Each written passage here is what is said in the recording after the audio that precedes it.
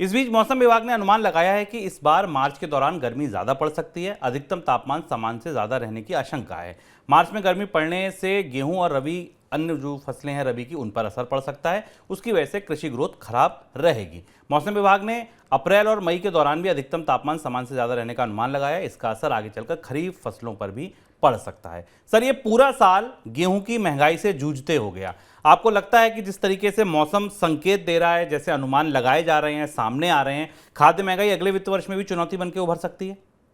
हाँ, और मौसम को लेकर हम लोग लगातार मनी सेंट्रल में ये समझने की कोशिश कर रहे हैं कि क्या असर है।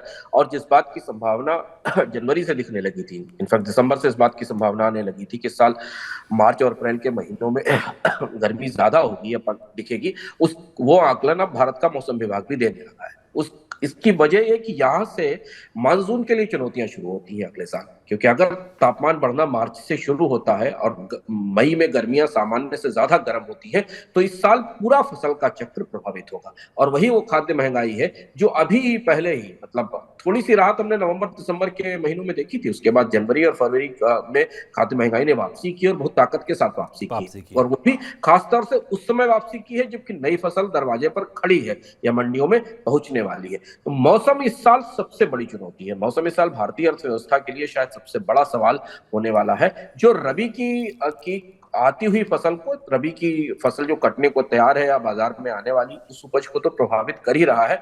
उसने मानसून की संभावनाओं पर भी एक किस्म से आशंकाएं और सवाल उठा दिए।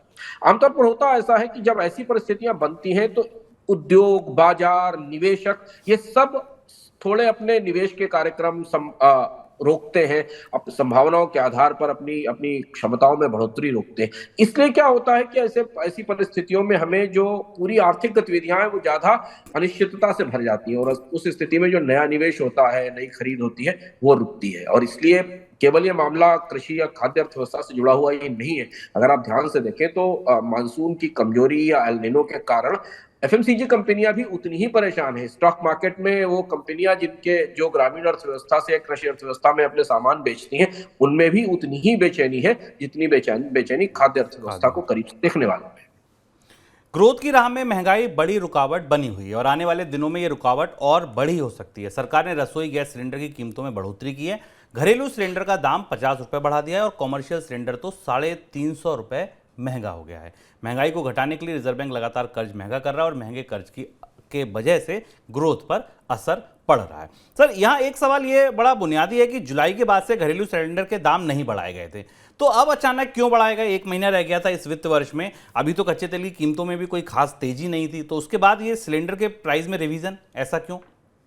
हाँ, और बड़ा रिवीजन है। अगर आप कमर्शियल सिलेंडर में देखें तो 350 रुपए के आसपास की बढ़ोतरी है और घरेलू सिलेंडर में 50 रुपए की बढ़ोतरी। ये बात बिल्कुल सही है कि कच्चे तेल की कीमतों में हमने दिसंबर के बाद से कोई बहुत बड़ा अपवर्ड मूवमेंट नहीं देखा। ऐसा मूवमेंट नहीं देखा कि कच्चे तेल की कीमतों ने 90-95 डॉलर का स्तर पार किया। हालांकि बहुत ज्यादा गिरावट भी नहीं आई, 80-82 डॉलर से लेकर 90 डॉलर के बीच की कीमतें रही हैं।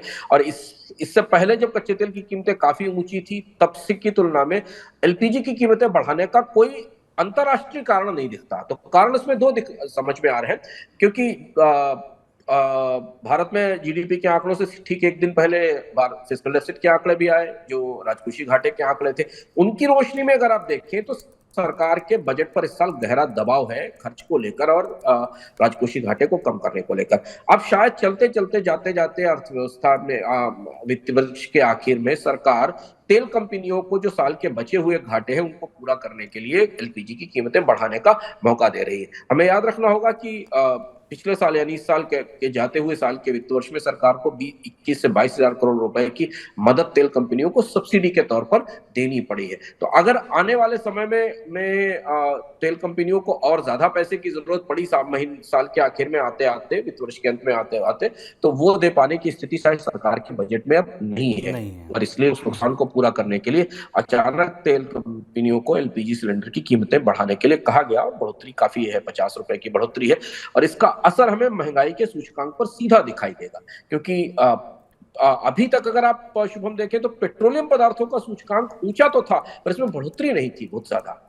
जिस ऊंचाई पर दहाई के अंकों में बना हुआ था, चाहे आप थोक महंगाई के आंकड़ों में देखें या खुदरा महंगाई के आंकड़ों में देखें, लेकिन अब एलपीजी की कीमतों में बढ़ोतरी के बाद हमें वहां पर असर इसका दिखाई देने लगे।